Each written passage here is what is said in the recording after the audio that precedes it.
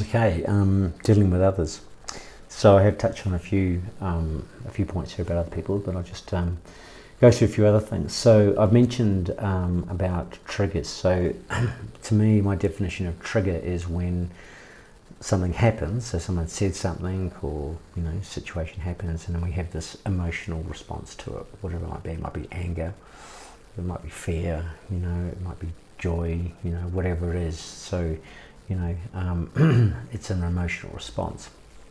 Generally, when I'm referring to triggers, I'm generally talking about our lower vibrational triggers, or responses. Those are the things we want to clean up and clear out. But as well as also, though, focusing on the higher vibrational ones is another way to pull our energy up, our vibration up, is by doing things that increase our vibration, as well as, working on letting go things that we're holding on to that have a lower vibration. So I mention all this so that when you find yourself, because this will probably happen at some point, there will be something that will happen. That might happen 50 times a day. Who knows?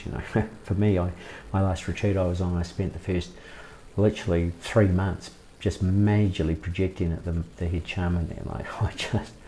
I realised I had an issue a long time ago with the older men in positions of authority, and I thought I'd overcome that, but no. So, and so I spent the first sort of like 2 weeks blaming him for everything, or probably more than that. And then once I got to the point, it was such a deep trigger, really. But, eventually I got to the point where I took ownership of all my projections and let them go, and actually developing a really lovely friendship now, so. Yeah, so that's so just be aware. So anytime you have this emotional reaction, particularly the ones that don't feel good, it's can be grateful for it, because it's showing you something in yourself that you can look at and work out whether or not it's serving you or not. And if not, then it's something that you can let go, either with your own tools or take into your next ceremony as an intention, something to work through. So triggers are really a good thing, and really, really particularly, we're there to retreat and to increase our vibrations. So, well, we can see the low vibrational stuff, then and we can got the opportunity to work on it. It's a good thing. So some little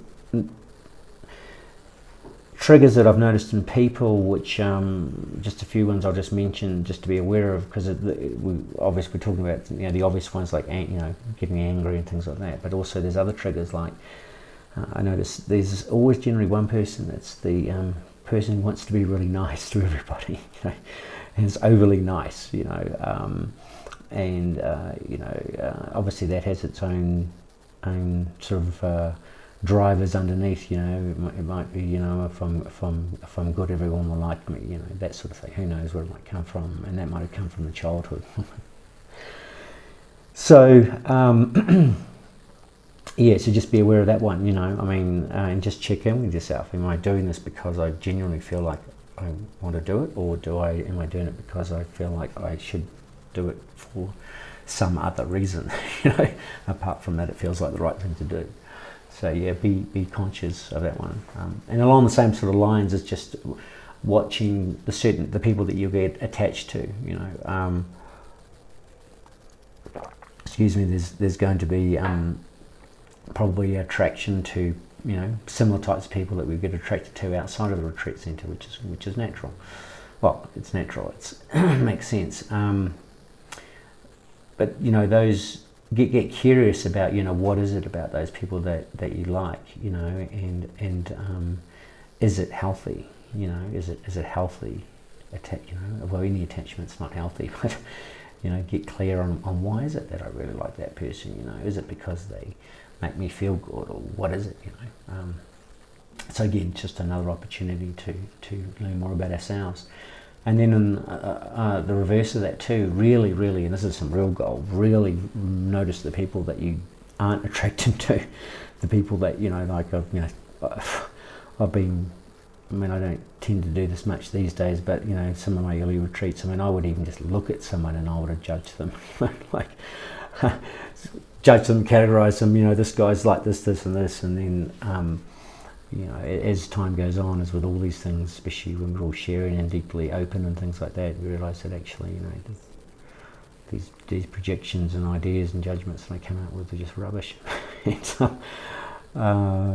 so, but again, these things are going to come up, and this is good. So I encourage you, if you do find yourself avoiding someone, or not wanting to go near a certain person, then first of all, just think about what it is that you don't like about them, or what is it that you think that's pushing you away, and then get curious about yourself, because you might find that this could be a hard one to look at, but you'll probably find that what it is in them that you don't like is something that you're denying about yourself. So you might be actually doing the same sort of behaviour in your own life, and generally, at first, when we look at that, you might say, just rubbish, I can't see that, I don't believe that at all about myself. And then I remember when I first did this exercise many years ago, I was like, no, it's not me. And then I thought about it over a couple of weeks, and I thought, I am like that, and I had been.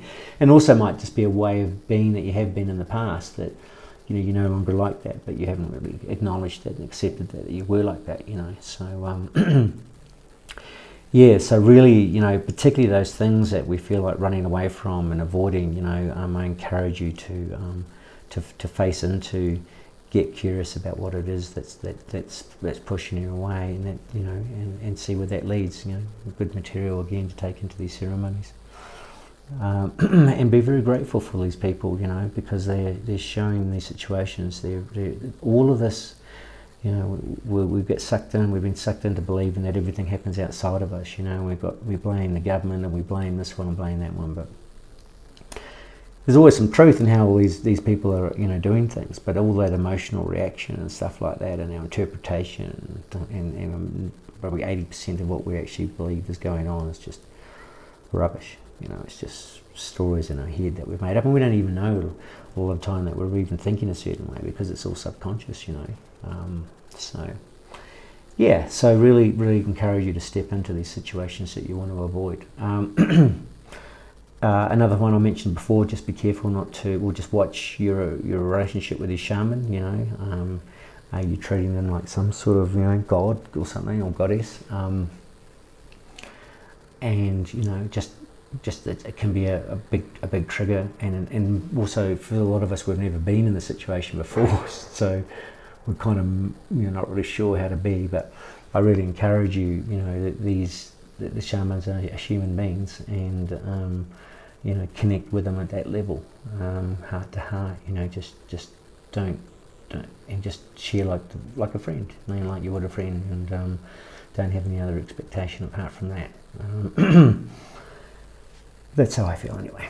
And the other thing I mentioned, just to finish off, is just, again, I mentioned before about just being careful what you share with others. So, it's not just when you first meet them, but throughout the whole retreat. Again, the more you share about your external life, the more, potential there is to get pulled out of your retreat. Sure, share your experiences of what's going on in retreat. Beautiful, and there's always sharing after the ceremonies, the day after. It's a beautiful part about it. But sitting down and talking to someone about,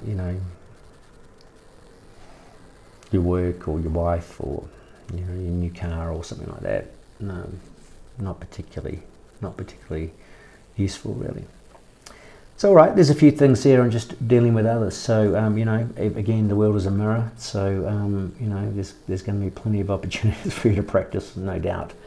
But really welcome that. It can feel like it's hard work, but and it is hard work to a degree, but certainly it's worthwhile and very worthy work and very worthwhile. So, all right. Lots of love.